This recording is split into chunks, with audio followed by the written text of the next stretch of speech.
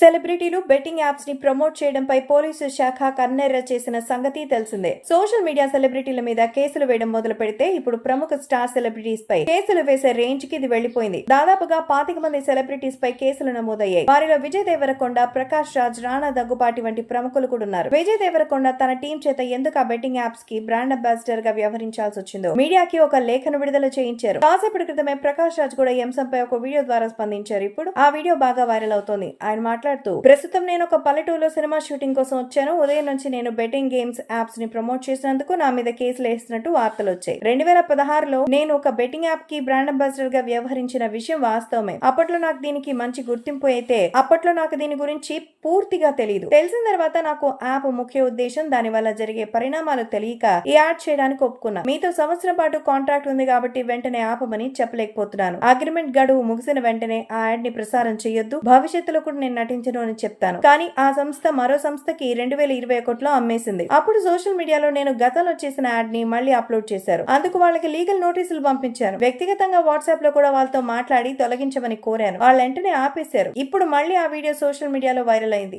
అందువల్ల నేను ఈ వీడియోని చేస్తున్నాను. అందరినీ ప్రశ్నించే నేను నా మీద నిందొచ్చినప్పుడు స్పందించకుండా ఎలా ఉంటాను? పోలీసు శాఖ వారి నుంచి నాకు ఇంకా ఎలాంటి నోటీసులు రాలేదు. ఒకవేళ వస్తే మాత్రం ఖచ్చితంగా వాళ్లకు విచారణ కోసం సహకరిస్తానంటూ చెప్పుకొచ్చారు ప్రకాష్ రాజ్. అయితే దీనిపై నెటిజన్స్ మాత్రం శాంతించడం లేదు. ఇంత వయసు వచ్చింది, బెట్టింగ్ యాప్స్ కి ప్రభావం ఎలా ఉంటుందో తెలియక ఈ యాడ్ చేయడానికి ఒప్పుకున్నావా? నీ కహానీలు పోలీసు వాళ్ళకి చెప్పు, నమ్ముతారేమో అని కామెంట్స్ చేస్తున్నారు. చూడాలి మరి రాబోయే రోజుల్లో ప్రకాష్ రాజ్ పోలీసుల విచారణకు పిలిస్తే హాజరవుతారా లేదా అనేది.